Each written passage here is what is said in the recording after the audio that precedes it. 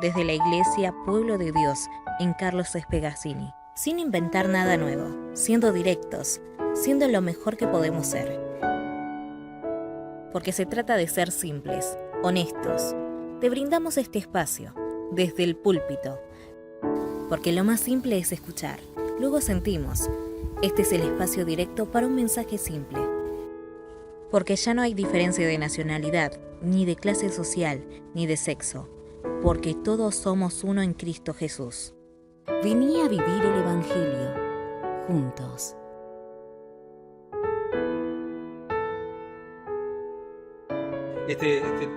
Vamos a seguir con esta serie de las 7 cartas de avivamiento que el Señor Jesús le da a la iglesia. Como dijimos el otro día,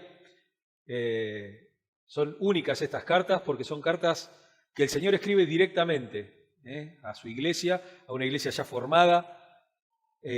Mientras Él estuvo acá, estuvo con una pequeña comunidad nada más que lo seguía, pero cuando Él se fue, los apóstoles comenzaron a predicar en todos lados, y en donde predicaron también fue en Asia Menor, donde se hicieron estas 7 iglesias, que algunas tienen cartas propias, ¿no? Como la iglesia de Éfeso, que tiene una carta propia, pero el Señor les quiere dejar un mensaje a cada una de esas iglesias y obviamente nos quiere dejar un mensaje a nuestra iglesia, a la iglesia de hoy en día. Hoy vamos a ver a la iglesia de Pérgamo, arrepentimiento que trae avivamiento.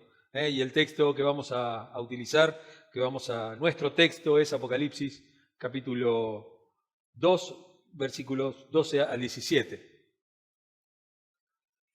Dice así: escribe al ángel de la iglesia de Pérgamo. Esto dice el que tiene la aguda espada de 2 filos. Sé dónde vives, allí donde Satanás tiene su trono. Sin embargo, sigues fiel a mi nombre. No renegaste de tu fe en mí ni siquiera en los días en que Antipas, mi testigo fiel, sufrió la muerte en esa ciudad donde vive Satanás. Sin embargo, tengo unas cuantas cosas en tu contra. Toleras ahí a los que se aferran a la doctrina de Balaam, el que enseñó a Balac a poner tropiezos a los israelitas, incitándolos a comer alimentos sacrificados a los ídolos y a cometer inmoralidades sexuales. Toleras también a los que sostienen la doctrina de los nicolaitas. Por lo tanto, arrepiéntete. De otra manera, iré pronto a ti para pelear contra ellos con la espada de mi boca. El que tenga oídos, que oiga lo que el Espíritu dice a las iglesias. El que salga vencedor le daré del maná escondido y le daré también una piedrecita blanca en la que está escrito un nombre nuevo que solo conoce quien la recibe.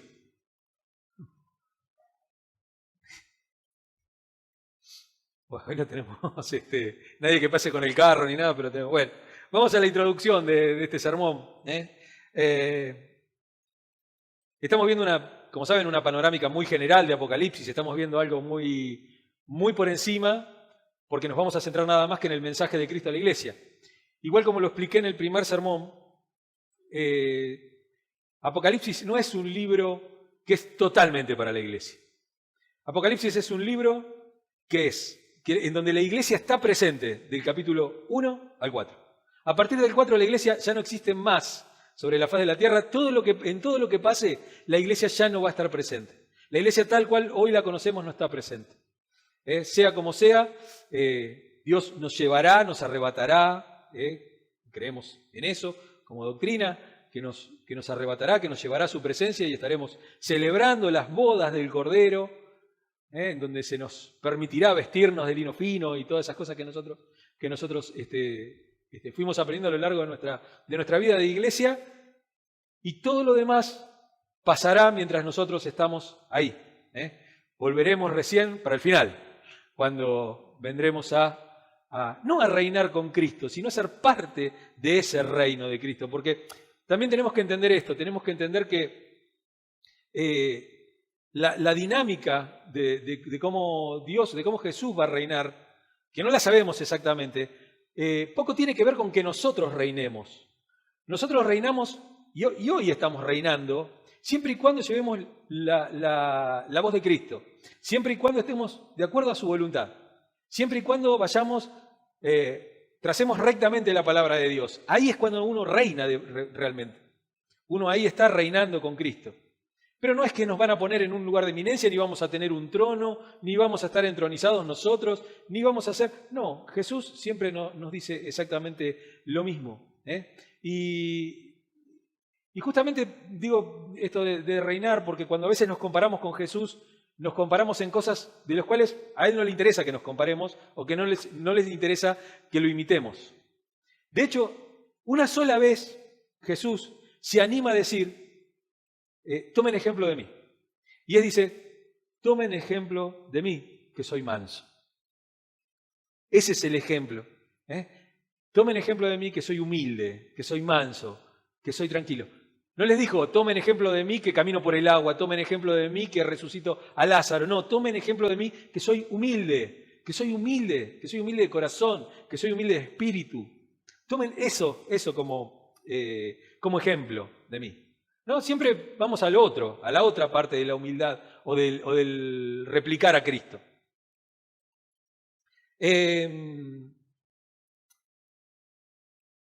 Lo primero es que dice, manténganse firmes, abandonen la falsa doctrina. Juan describe a Pérgamo como el trono de Satanás. Ahora después lo vamos a desarrollar. La historia cuenta que era una iglesia que estaba en un centro, también como cada centro, ¿no? Pero Pérgamo fue capital de provincia durante muchos cientos de años. Fue provincia capital. No tenía puerto, como era el caso de Éfeso, como el caso de Esmirna, como los vimos las 2 semanas anteriores, pero sí era una ciudad importante. Y era una ciudad donde había un centro de idolatría. Como en todas las ciudades importantes, ¿no? En Éfeso estaba el templo de Diana, ¿no? En Corinto estaba el oráculo de Delfos, ¿no? En todos lados había centro, pero Pérgamo tenía también algo especial, que era centro del culto de adoración del emperador. Y también nos cuenta esta carta que la iglesia se había mantenido fiel, pero que toleraba a los que mantenían las enseñanzas de Balaam, de alguien del Antiguo Testamento, y alguien del Nuevo Testamento, que es de los Nicolaitas. Y la elección que tenía la iglesia ante sí era pero muy simple, era arrepentirse y gozar de la vida eterna, o persistir en tolerar el mal y aguantarse la ira de Dios. Como siempre vamos a hacerlo en 3 puntos, que son siempre lo mismo. En estas cartas casi siempre pueden cambiar alguno de orden, pero vamos a ver el Señor de la iglesia, a la iglesia del Señor y el mensaje del Señor a la iglesia. Vamos con el primer punto, el Señor de la iglesia. Jesús, por medio del apóstol Juan, escribe esta carta, es el autor de esta carta. Así como para todas las cartas hay un trabajo de inspiración, pero esto es, por eso cuando aquellos que tienen la Biblia que viene con las letras de Jesús en color rojo, van a ver que estas cartas están escritas en rojo, porque son palabras del Señor propio. Después Él se presenta como el que tiene la espada aguda de 2 filos. Eso nos habla del Señor Jesús resucitado y glorificado, como dice ahí, como se nos dice ahí en el capítulo 1, verso 16. Dice, en su mano derecha tenía 7 estrellas y de su boca salía una aguda espada de 2 filos. Nos está hablando del Cristo resucitado, entronizado, ahí en ese tabernáculo celestial.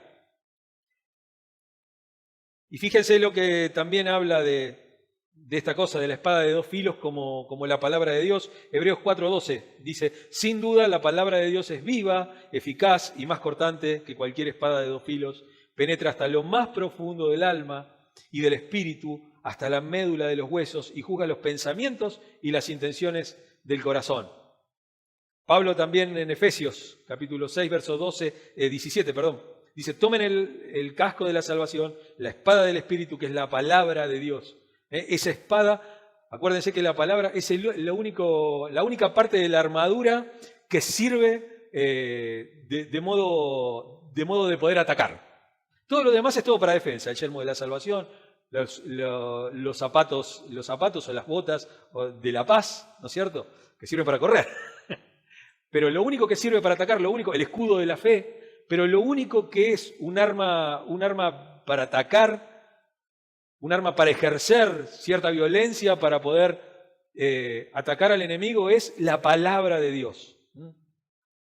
También lo muestra como juez y ejecutor, ¿no es cierto?, a Jesús. De su boca sale una espada afilada, con la que herirá a las naciones, las gobernará con cetro de hierro, dice 19:15 de Apocalipsis también. Y esta no es una presentación positiva y prometedora de Jesús, sino que es amenazante. Es una imagen muy amenazante. Es la primera presentación negativa de Cristo, porque la iglesia de Pérgamo lo que le pasaba era que enfrentaba un juicio inminente. O sea, era grave lo que estaba pasando con Pérgamo. Y había en el camino, en el futuro de Pérgamo, había un desastre en puerta si seguían de esa manera, porque había tomado concesiones, le había dado concesiones al mundo que la rodeaba, y eso lo llevaba a abandonar en un montón de sentidos a Dios, y eso es lo que también le estaba trayendo la posibilidad de enfrentar la ira de Dios. Vamos con el segundo punto, la iglesia del Señor. Vimos el Señor de la iglesia del Señor. Pérgamo es muy conocida por algo, Pérgamo, porque hoy se llama Bergama, Bérgamo o Bergama.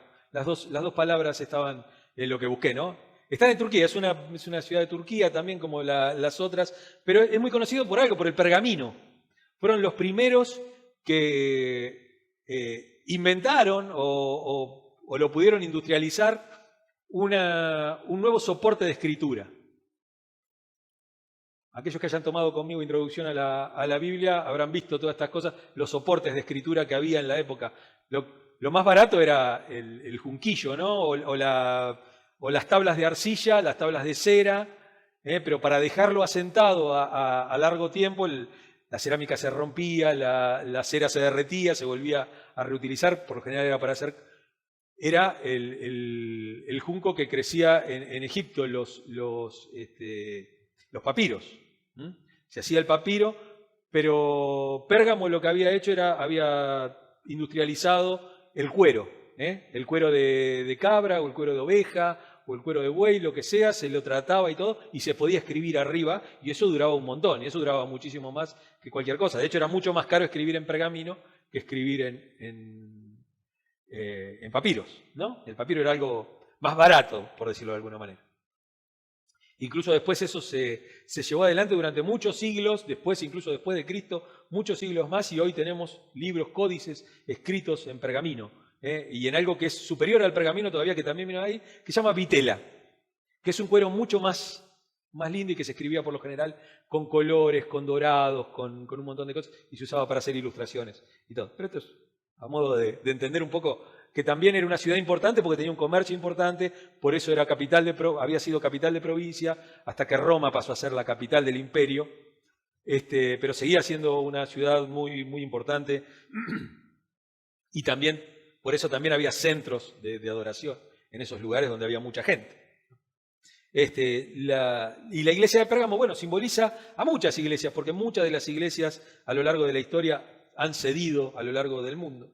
Esto de hacer concesiones con el mundo, con lo que nos rodea, con la sociedad, con el Zeitgeist, con el espíritu del momento, con el espíritu de la era, ¿no? Cada era tiene su espíritu, su propio espíritu, ¿no? Tuvimos la era de la Ilustración, tenemos la época del posmodernismo, tenemos ahora una era la era de los digitales, ¿no? Hay un montón de eras a lo largo del tiempo. Hubo una era del oscurantismo, ¿no es cierto?, donde todo no se sabía nada. Incluso es una era que algunos piensan que no existió, que se inventó, ¿no?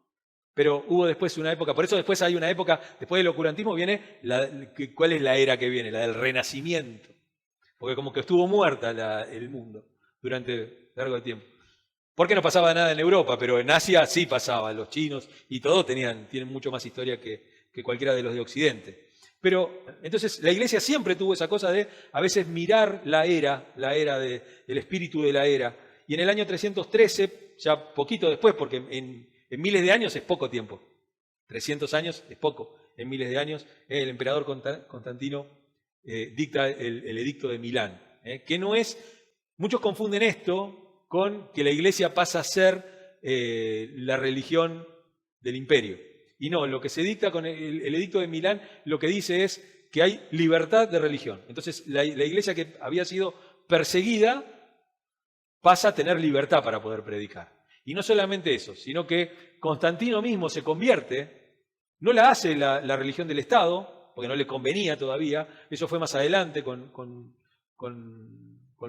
los hijos de Constantino, pero eso pasó después de 2 siglos y medio de persecución, ¿no? Entonces adoptó al cristianismo y lo hizo una religión favorecida, no era la religión del imperio, era una religión favorecida. Los sacerdotes paganos se convirtieron en sacerdotes cristianos, había que darle nuevo trabajo. Los templos paganos se convirtieron en templos cristianos. Había un montón de fiestas, de cultos, que esas fiestas paganas se convirtieron en fiestas cristianas. No como las fiestas saturnarias o la época del sol máximo, ¿no? Que es el 25 de diciembre. Pasó a ser el cumpleaños de Jesús, ¿no es cierto? Muchas de las estatuas pasaron a ser, en vez de Zeus, era Dios. En vez de ser Apolos, era Jesús. ¿No es cierto? Se empezó a ver todos esos cambios, eso que se llama sincretismo. ¿No es cierto? Se sincretiza todo. Y el cristianismo dejó de ser un asunto personal, dejó de ser algo personal para ser algo de identidad nacional. Yo lo he visto, por ejemplo, esto en la iglesia armenia. Por ejemplo, si uno escucha al patriarca de la iglesia armenia, parece que le interesa más el pueblo armenio que la religión, que Cristo, ¿no? Porque habla más de eso que de otra cosa. Digo, la gente a lo mejor no tiene idea, porque hoy en la iglesia evangélica armenia, a lo mejor son muy pocos los armenios que van. Son hijos de los hijos que ya están, pero hay una lucha muy cercana de tratar de mantener la identidad nacional, ¿no es cierto? Acuérdense que bueno, el pueblo armenio es un pueblo muy sufrido, es un pueblo que ha sufrido un holocausto y que hoy por hoy no tiene tierra, y Turquía no se hace cargo todavía de que alguna vez cometió el holocausto armenio, ¿no? Tal vez porque no tenía el apoyo de la OTAN. Pero ¿cómo son las iglesias actuales, no? Bueno, finalmente esto que estábamos hablando, de estas concesiones que se fueron haciendo y cómo el mundo se empezó a meter en la iglesia, terminó siendo la iglesia del imperio, ¿no? Eso fue lo que terminó siendo. Y hoy las iglesias actuales siguen igual, ¿no? Aún denominaciones completas se han apartado de la verdadera fe y han abrazado en la forma filosófica y moral del mundo, ¿no? Lo que dice el mundo está bien, es un dictado y nosotros no imponemos, no imponemos o no tratamos de levantar nuestra voz en el medio de esas voces. Digo, la voz de la iglesia es una voz más. Y está bien que sea una voz más porque Jesús en ningún momento trató de imponer algo. Siempre lo hace desde el diálogo, ¿no es cierto? Pero a veces nuestra voz es callada directamente. Tratamos de decir algo parecido a lo que dicen ellos para poder entrar. Vamos al tercer punto y el último. El mensaje del Señor a la iglesia. Siempre es el punto más largo porque es el mensaje que el Señor da. Lo primero es el elogio del Señor. Él dice, siempre esto, ¿no? El Señor sabe, el Señor se entera, el Señor está atento. Él dice, yo sé dónde vives. O sea, el Señor sabe nuestras circunstancias, sabe qué es lo que nos está pasando. Le importamos como personas. Sé dónde vives, allí donde Satanás tiene su trono.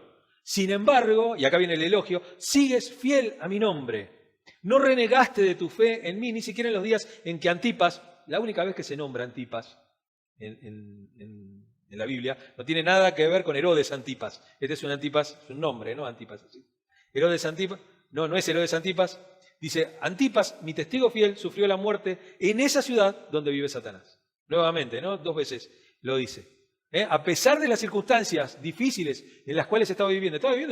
Nosotros a veces nos quejamos porque tenemos, no sé, el ombú ahí con el gauchito Gil, ¿viste? Y decís, no, lo que pasa que, claro, es muy difícil, esta tierra está maldecida porque todos van ahí al gauchito Gil. O pensamos que porque tenemos 2 templos Umbanda, no, claro, el Evangelio acá no prospera por eso. El Evangelio siempre va a estar en el medio de peligro, siempre va a estar en el medio de otras formas de pensar, de otra forma de adorar, de otros dioses. Siempre va a estar en el medio ahí de los dioses. Pero uno tiene que predicar, uno tiene que ir, y ellos se mantuvieron valientemente, levantando, llevando la palabra de Jesucristo, aún ahí, donde dice el Señor mismo. Ese es el trono de Satanás.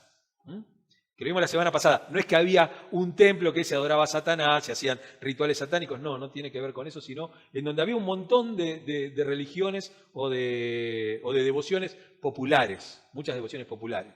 Uno dice, vamos a poner una iglesia en Corrientes, no, muy difícil, porque ahí está el Gauchito Gil. Vamos a poner una iglesia, no sé, creo que en Salta está la difunta Correa. No, San Juan, ¿no? Dice, no, pero ahí está la difunta Correa. Bueno, entonces no podemos poner una iglesia en ningún lado. No, o sea, Buenos Aires, no, porque está entregada a la Virgen de Luján. Bueno, vamos, dale. Entonces no podés predicar en ningún lado, pues yo lo escuché. No, primero hay que desentronizar a la Virgen de Luján de Argentina, porque así nunca va a avanzar la iglesia de Argentina. No, ¿por qué? ¿Por qué? Digo, si estos templos siguieron existiendo y la iglesia fue progresando. Y el viernes, hablando un poco con mi psicólogo, siempre, en todas las prédicas está el psicólogo siempre. Lo hablábamos de esto, ¿no? Que la iglesia siempre es la iglesia del remanente. Siempre es la iglesia del remanente. Siempre querrá Jesús, serán las mega iglesias la iglesia auténtica. Porque todos siempre vamos, ahí vamos precisamente a Apocalipsis, ¿no? Donde decimos, porque vemos una gran multitud de todo pueblo, lengua y nación. Pero no nos olvidemos que esa multitud de naciones, de lengua, de pueblo, viene desde los principios de la humanidad. Aquellos que vinieron antes de Jesucristo, antes de Abraham, antes de que hubiera una historia de Adán y Eva, antes de que hubiera una historia de Noé, todos ellos vivieron y murieron con la esperanza que algo superior existía. Y después fue tomando forma, y Abraham empezó, Noé, ¿no es cierto? Todas esas cosas lo vemos a lo largo de los años, a lo largo del tiempo. Y esas son las multitudes. Son los pequeños remanentes de cada época, de cada era. Aquellos que han resistido las eras, precisamente. El espíritu de la era lo han resistido por medio del Espíritu Santo. Y acá el trono de Satanás, ¿no? Hay varias historias con respecto a esto. Algunos lo identifican. En Pérgamo había una estatua con una... A ver, déjeme explicarle. Una gigantomaquia. La gigantomaquia era una escultura que representaba la guerra de los dioses. Si quieren, después vayan y busquen gigantomaquia griega, o busquen, qué sé yo, la mitología griega y vean en dónde arranca todo, ¿no? Porque Zeus no es el dios creador, sino que viene de una serie de la pelea de los gigantes al principio de los tiempos. Es muy complejo el tema. Entonces, pero lo que sí había ahí era una estatua muy grande, creo que tenía unos 7 metros, más o menos de alto, lo cual para la época era algo así. Creo que estaba esculpida en mármol, si mal no recuerdo, y tenía así como abrazando todo un templo, unas columnas en las cuales y había unos frisos, ¿no? Donde estaban esculpidos la gigantomaquia, hasta la historia de los dioses, de cómo los dioses habían llegado. Entonces, y aparte otra cosa, en las columnas había como enroscadas como serpientes. Entonces, ustedes saben que la serpiente está, por lo menos para la mente de la iglesia, está muy metida con Satanás, ¿no? Otros relacionan también por qué era el templo de Satanás, porque ahí estaba tal vez el más importante de los templos de Esculapio. Vieron que Asclepio, Esculapio, lo que sea, tiene la vara de la medicina, que no es la vara del comercio. La vara del comercio es la que tiene 2. Pero el báculo de Esculapio, o de Asclepio, es una sola vara con una sola serpiente. Y en el templo de Esculapio, de Asclepio, como le quieran llamar, Asclepio para los amigos, Esculapio, saben que había un montón de serpientes no venenosas. El templo estaba lleno de serpientes.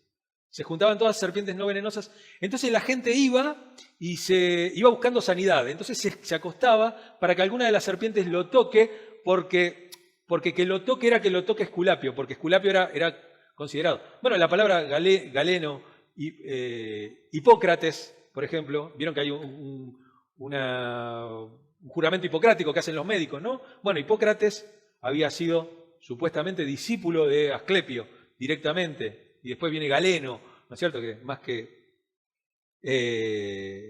una obra social es un personaje que también es otro de los padres de la medicina. Pero la serpiente representaba al Dios. Entonces, bueno, ahí también teníamos otra de las versiones de por qué era el trono de Satanás. Y otros, también como les conté al principio, era porque ahí se había realizado el primer, o al menos creo que es el primero, si no es el primero, me disculpo, pero es el primer templo en donde se adoraba la imagen del emperador. Creo que ahí estaba el templo de Augusto, fue el primero. César Augusto. Y ellos, acuérdense que había que darle ofrenda y todo, y muchos cristianos habían muerto precisamente por no ofrecer sacrificio al emperador.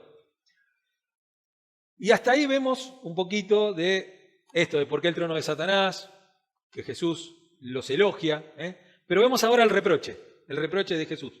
Dice versículo 14, sin embargo tengo unas cuantas cosas en tu contra. Toleras a los que se aferran a la doctrina de Balaam, el que enseñó a Balac a poner tropiezos a los israelitas, incitándolos a comer alimentos sacrificados a los ídolos y a cometer inmoralidades sexuales. Toleras también a los que sostienen la doctrina de los nicolaitas. La iglesia de Pérgamo era muy fiel a Jesucristo, hablaba de eso, persevera fielmente, y se había opuesto a esa oposición satánica que había, ¿no? De estar en el templo de Satanás. Seguramente no asistiría, no dejaría asistir a sus miembros ni al templo de Asclepio, ni al templo del emperador, ni nada de eso, pero no todo andaba bien. Había algunos asociados de la iglesia que habían comenzado a creer en falsas doctrinas. Lo que ensucia a la iglesia no es lo que dicen los de afuera, los de otras religiones. Lo que ensucia a la iglesia o lo que la tuerce es lo que se dice de adentro. Son las falsas doctrinas, lo que tuerce a la iglesia. No es lo de afuera.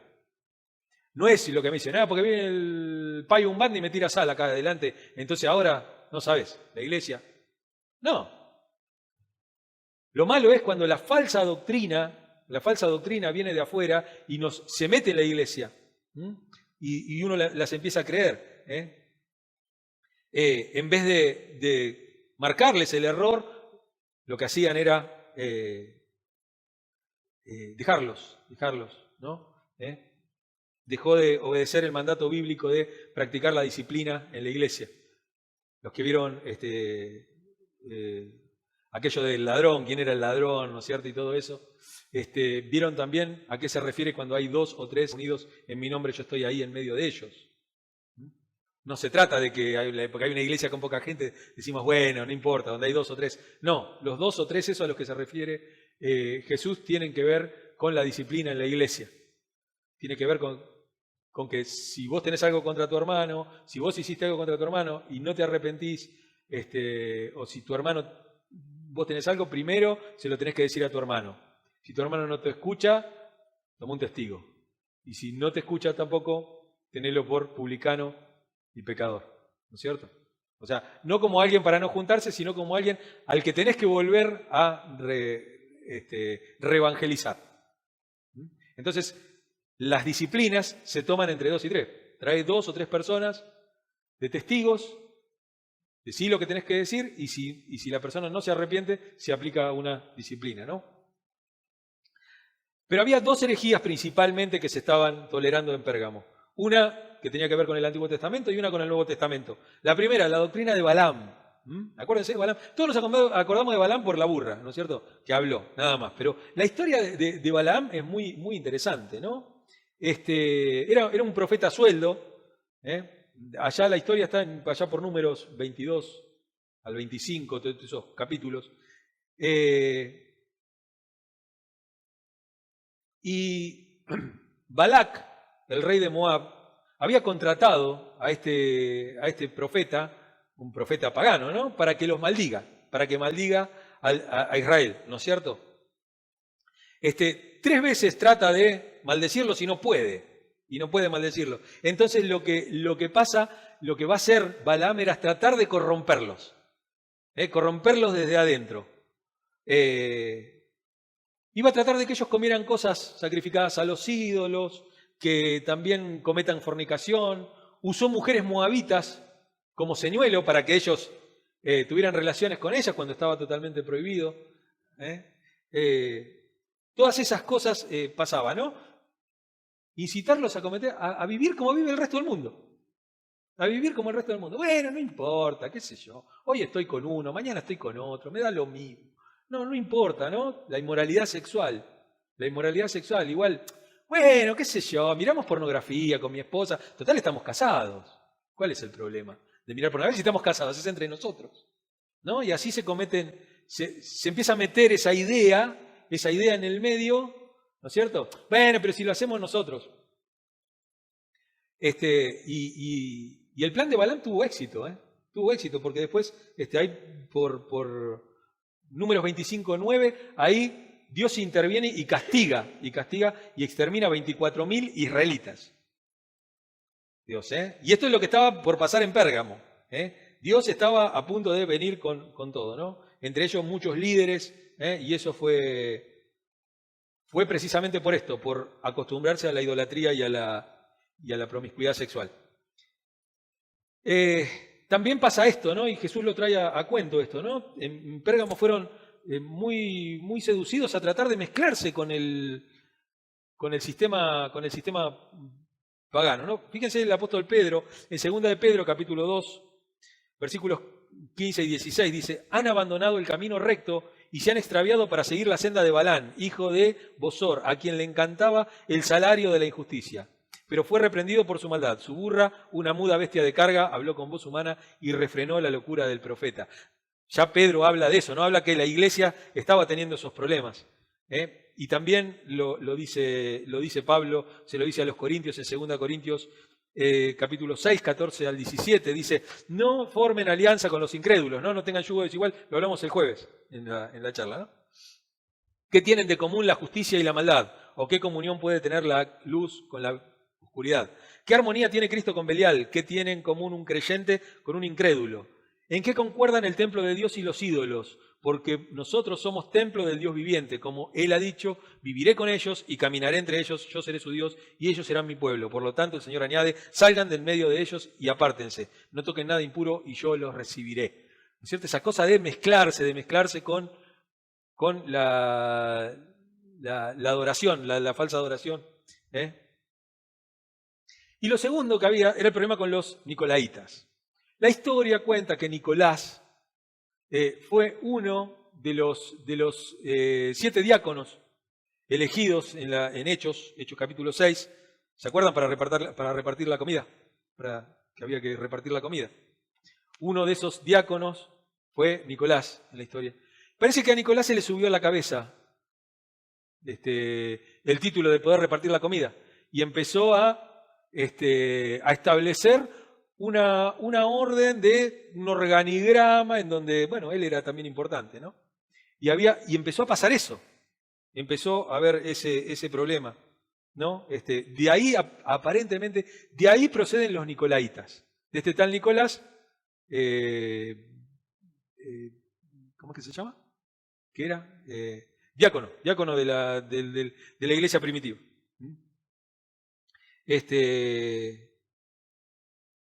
Aparentemente también, entre todas esas cosas, también algunos dicen que había enseñado a poder participar también de las orgías. Las orgías eran muy comunes en esa época, ¿no? No había televisión, no había Netflix, nada. Uno no tenía mucho que hacer. Así que esas son las dos cosas que vemos ahí. Y vemos que son cosas que son parte del mundo, ¿no? Primero, esta cosa de esto de los nicolaitas, ¿no? Lo piramidal, ¿no? La importancia del apóstol, del pastor, ¿no? De esa persona que está ahí arriba. La importancia de los que están alrededor del pastor, ¿no? Porque los que están alrededor del pastor, los diáconos, ¿no? Qué importante que son los diáconos, los líderes, No. No, pero lo que pasa es que una mega iglesia no hay problema porque tienen comunión, porque están los grupos pequeños. Y en el grupo pequeño a lo mejor hay un tipo que en vez de hacer 2 semanas que se convirtió, hace 3 meses. Y lo ponemos a cargo de una célula. ¿No es cierto?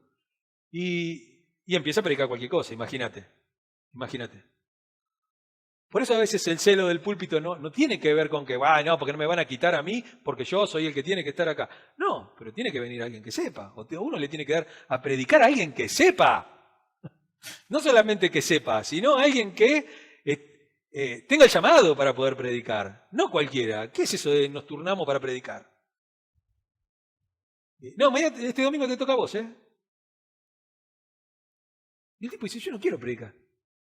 No, bueno, pero tenemos que predicar, tenemos que enseñarlo entre todos. Bueno, así te va a ir. Así te va a ir. Mañana terminás adorando cualquier cosa. ¿No es cierto? Oye, líder de música, líder de alabanza. Sí, está bárbaro, puede tocar muy bien todo, pero si no revisás las letras que estás cantando, si las letras no te llevan a la adoración, y si tranquilamente la podría cantar Luciano Pereira a la novia, qué sé yo, no sé. Digo, las letras tienen que ser bíblicas, tienen que ser como los salmos, una cosa así. No digo que sean los salmos, no digo que hay que solamente cantar los salmos o los himnos, porque hay cada himno que te la dire. Pero digo, ni los coritos de antaño, ¿no? Que no tienen nada que ver a veces con la Biblia. Pero digo, uno tiene que tener un compromiso. Los líderes tienen que tener un compromiso con la palabra. Con la palabra. Pero eso no los hace más importantes. Y hay que rendirle culto al líder, ¿no? Y ahí viene el mandato, ¿no? El mandato de Jesús. Dice, por tanto, arrepiéntete, pues si no vendré a ti pronto y pelearé contra ellos con la espada de mi boca. ¿No? Jesús iba a pelear con los que estaban haciendo lío en la iglesia, pero se llevaba puesta la iglesia, ¿no? Eso lo sabemos, ¿no? El único remedio ante cualquier conducta pecaminosa es el arrepentimiento, metanoia. Siempre lo digo, ¿no? Es una palabra que aparte me quedó recontramarcada siempre, metanoia, ¿no? Es un cambio de mentalidad, pero un cambio de mentalidad tan profundo que yo te pensaba esto, pero ahora pienso totalmente distinto. Dice, Jesús les dice, no voy a pelear con eso. La iglesia no puede tolerar el mal en ninguna forma. No puede tolerar el mal, no puede tolerar, como decíamos la otra vez también, la crueldad, ¿no? ¿Por qué? Porque un poquito de maldad leuda toda la masa. Como dice Pablo en 1 Corintios capítulo 5, versos 6 y 7, no es buena vuestra jactancia. ¿No sabéis que un poco de levadura leuda toda la masa? Limpiaos pues de la vieja levadura para que seáis nueva masa sin levadura como sois. Consejo y aliento. El que tiene oído, oiga lo que el Espíritu dice a las iglesias. Lo primero es, te voy a dar de comer del maná escondido. Del maná escondido. A veces el maná no cae, ¿no? Pero ustedes recuerdan que había momentos en los cuales tenían que recoger el maná y lo tenían que guardar. ¿Recuerdan? Y ese maná no se pudría. Los que querían guardarlo de un día para otro se agusanaba. Pero los que recogían para había tiempos, eso era el maná escondido. Ese era el maná escondido. Para esos tiempos de problemas, para esos tiempos en los cuales no se podía hacer, para esos tiempos de angustia, esto es lo que nos dice, ¿no? Este maná escondido representa a Cristo. Para estos tiempos, el pan de vida que descendió del cielo, ese es nuestro maná escondido. Es nuestro alimento, aún en los peores momentos. A veces hasta cuando no podés orar, cuando no tenés tiempo para orar, cuando no tenés tiempo para estar en comunión, cuando no tenés tiempo que tenés tanto problema, cuando estás enfermo, cuando estás atravesando una situación tan difícil y el dolor es tan fuerte, Jesús es el maná escondido. Es ese maná del cual podés comer igual, está ahí, no se agusana, nunca se pone mal. Es lo que queda en tu vida, siempre hay un resto en tu vida.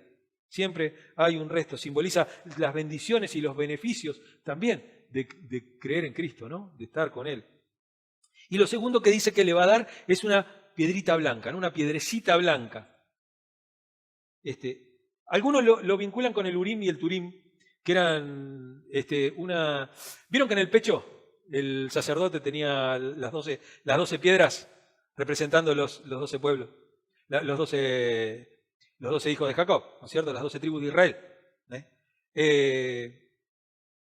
Y el Urim y el Tumim eran como un tipo de pirinola, unos dados, algo que no, de verdad, es así. Es así. Echaron suertes, el famoso echaron suertes. Echaban suerte, por ejemplo, si tenía que hablar con Dios o algo, echaba suertes. ¿No es cierto? Decía, bueno, ahora hay que hacer esto y echaba suerte. Si sale seca, no iba a decir la de la taba porque la taba tiene una mala palabra. Pero bueno, puede ser suerte, puede ser cara o seca, sale, y ahí estaba más o menos, ¿no? La piedrecita blanca, pues no, una de las cosas que se dice, los teólogos no se ponen de acuerdo en esto, en lo que realmente significa, es conocer la voluntad de Dios. Que Dios te va a dar una piedrecita blanca para poder conocer su voluntad. Es la capacidad de conocer la voluntad de Dios. Y también la costumbre romana de recompensar con piedras blancas a los ganadores de las carreras. Vieron que se corrían maratones. Entonces lo que le daban era una piedra blanca con el nombre del ganador, de la persona, y eso les daba, era una invitación al banquete que después se hacía. Entonces también puede ser que tenga que ver con eso. Yo me inclino a pensar más en eso, ¿no es cierto? Según este punto de vista, Cristo promete a los vencedores, una entrada en la celebración en el cielo, en la vida eterna. Es esa piedrita blanca. Y aparte que habrá un nombre nuevo, el cual ninguno conoce sino aquel que lo recibe. Un voucher. La palabra que utiliza para nombre nuevo, para nuevo es kainos. Algo nuevo, total, no en contraposición a lo viejo, sino con un sentido totalmente diferente. Recuerdan, ¿no? Pedro se llamaba Simón. Simón significa inconstante. Simón era tipo que hoy, mañana, ¿no? Era un tipo que transaba, y Jesús le cambia el nombre. Le dice, a partir de ahora te vas a llamar Pedro. Pedro, que significa piedra. Piedra. Una piedra es algo duro, algo, ¿no? Aquel que era inconstante, ahora pasa a ser una piedra. Y también dice sobre esta roca, ¿no? Petros, Petra. También sobre la roca que es Cristo, ¿no? Pero todos somos parte de esa roca, cada uno de nosotros somos parte de esa roca. Vamos a nosotros y la palabra. ¿Qué pasa con nosotros y la palabra? Antes se llamaba conclusión, ahora le puse nosotros y la palabra. ¿Qué pasa con nosotros y la palabra? Antipas y el sufrimiento cristiano en nuestro tiempo. No menciona solamente en este caso, menciona a Antipas. Aparentemente todavía había pocos mártires cristianos. Había estado Esteban ya, que fue el primero, pero después posiblemente haya sido esta persona, ¿no? Antipas, de los que ellos conocían. Ellos tendrían la esperanza, como esa esperanza de que Dios volviera pronto, de que sea el último mártir, ¿no? Entonces ellos orarían para que fuera de esa manera. Pero lo que hace acá Jesús es advertirles, y nos advierte a nosotros también, porque nosotros siempre estamos con que somos la iglesia del último tiempo. Sí, hace 2000 años que somos la iglesia del último tiempo. Y eso no quiere decir que no hay que tener esperanza de que Cristo vuelva. De hecho, vamos a tomar la Santa Cena, y la Santa Cena también es hasta que Él vuelva, ¿no es cierto? Tenemos esa esperanza, que la tomamos hasta que Él vuelva, hasta que Él nos sirva la Santa Cena, a Él, que la dé de propia mano. Pero lo que nos dice Apocalipsis es, miren que viene más sufrimiento. Miren que esto es duro. Miren que esto no es para cobardes. Esto no es para... Junten fuerzas. Junten del maná escondido. Junten, porque... recuerdan ustedes hace 2 años, ¿no? De repente no nos podíamos juntar más. No podíamos juntarnos más. Y andábamos por los grupos de WhatsApp. Y andábamos otra vez, uy, qué lástima.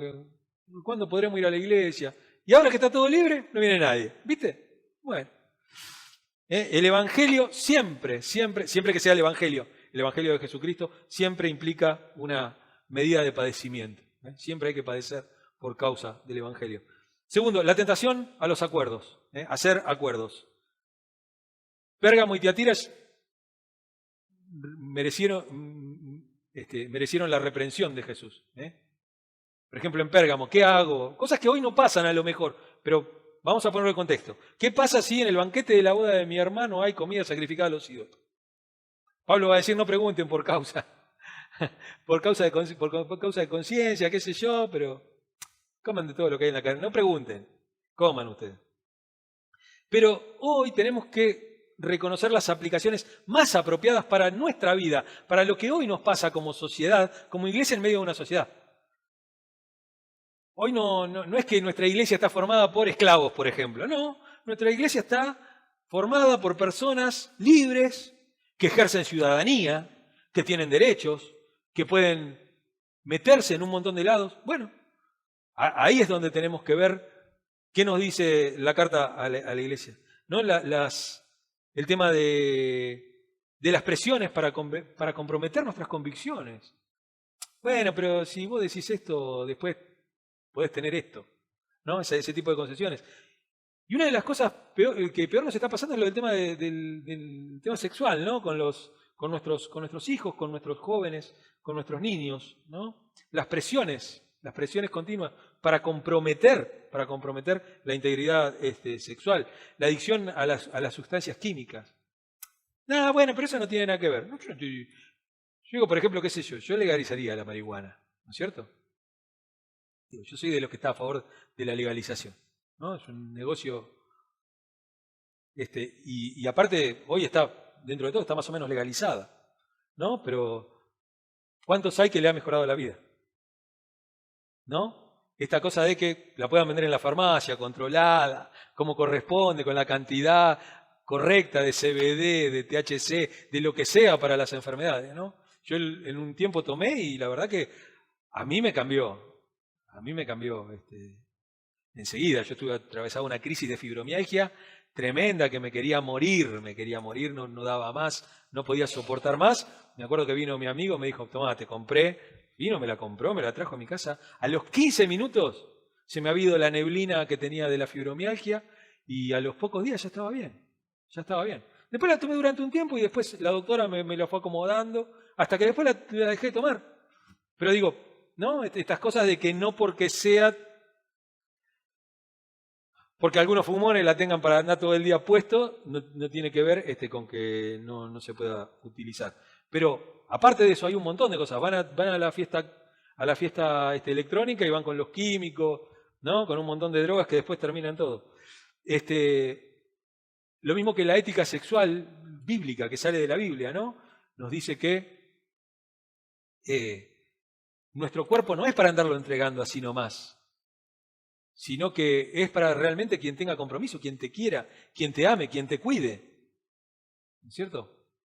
Más allá de que después los matrimonios puedan deshacerse, ¿no?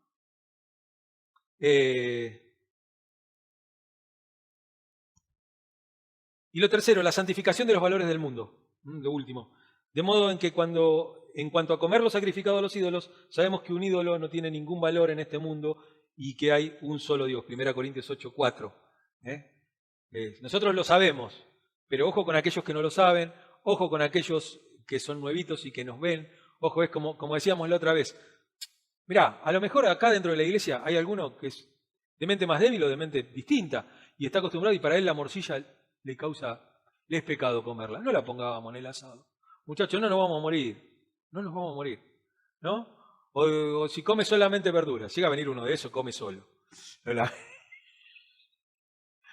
Pero claro, no. Pero también, ¿no? Como Balaam y Jezabel, ¿no? Los dos ejemplos están, ¿no? Que podemos santificar los valores de este mundo atribuyéndoselos a Dios. Valores de este mundo atribuidos a Dios. Las cruzadas, las guerras santas, también se lo atribuimos a Dios. La Inquisición, todo se lo atribuimos a Dios también. Esas cosas, ¿no? Esas cosas se meten. ¿Se dan cuenta que el problema es lo que viene de adentro de la iglesia? Lo que se introduce en la iglesia y lo que de la iglesia lo santifica. Cuando valoramos lo que hace el mundo en lugar de valorar el reino, abandonando nuestro papel de embajadores, de testigos del reino de Jesús en este mundo. Hoy una gran parte de la iglesia se ha hecho indistinguible de nuestra cultura.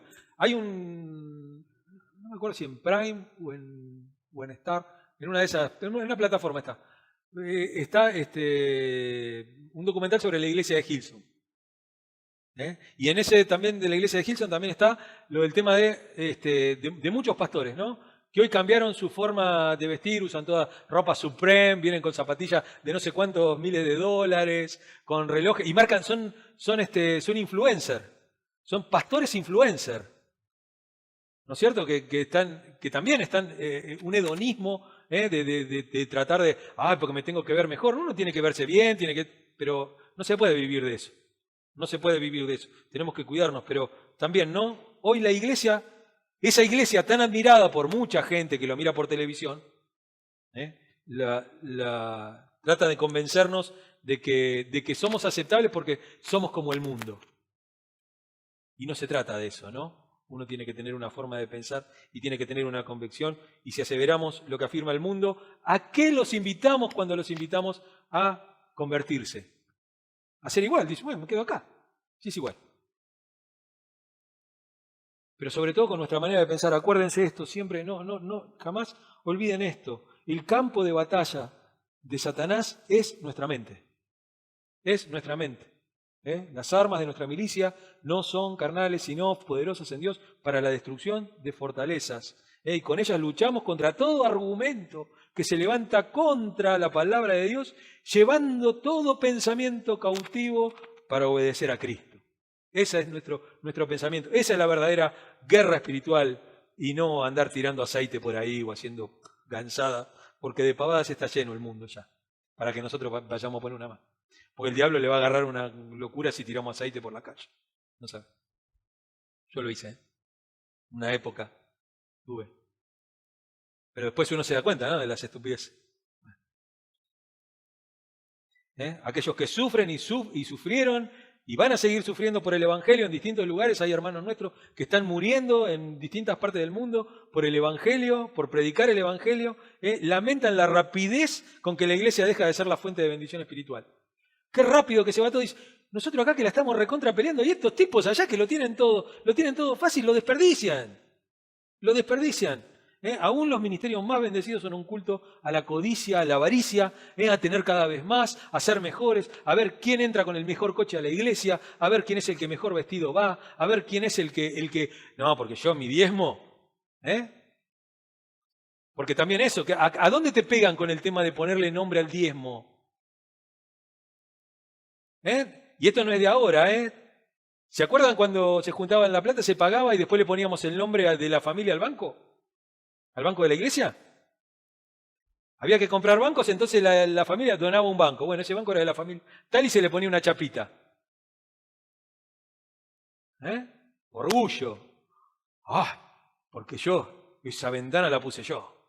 Ese ladrillo es mío. Sí. ¿No? Esta cosa es mío, esto es mío, porque yo dejé tanto acá. Bueno, ya tenés tu recompensa, diría Jesús. Ya tenés tu recompensa. No pidas otra cosa, no pidas que yo te alabe, porque no, para mí no hiciste nada. Ya tenés tu recompensa.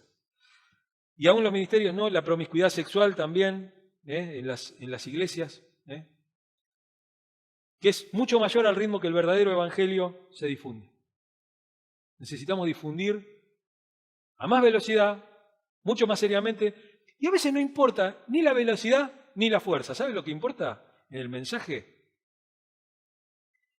La pertinencia y la continuidad, la perseverancia, la constancia en predicar, en predicar, en predicar, y en predicar la palabra de Dios, y en predicar el mensaje de Dios, y en utilizar la Biblia, y en enseñarle la Biblia a las personas, y en enseñarle la parte práctica de la palabra de Dios. Eso es lo importante, la constancia a lo largo del tiempo. Una sola gotita termina horadando la piedra. Uno le puede agarrar martillazo una piedra y no le saca un solo pedacito, pero hay una gotita que cae, y cae, y cae, y cae todos los días, todos los días. Termina agujereando la piedra. Así tiene que ser nuestro mensaje. De a poquito, constante, no cambiándolo, no porque, esto no dio resultado, vamos a tirar todo por la borda, vamos a empezar con otra cosa. Y ahí hacemos, ¿no? Como lo que nos pasó cuando hicimos la limpieza profunda, ¿no? Material bíblico de una cosa de otra cosa. Plata y plata y plata y plata y plata y plata. Gastada porque sí, porque cambiamos, porque no nos da resultado esto, vamos con otra cosa. No nos da resultado eso, vamos con otra cosa. No. Si Dios te dio una estrategia, si Dios te dio algo, seguí con eso. ¿No? Tenemos que ser constantes en nuestro mensaje y constantes en nuestra adoración a Cristo. Amén.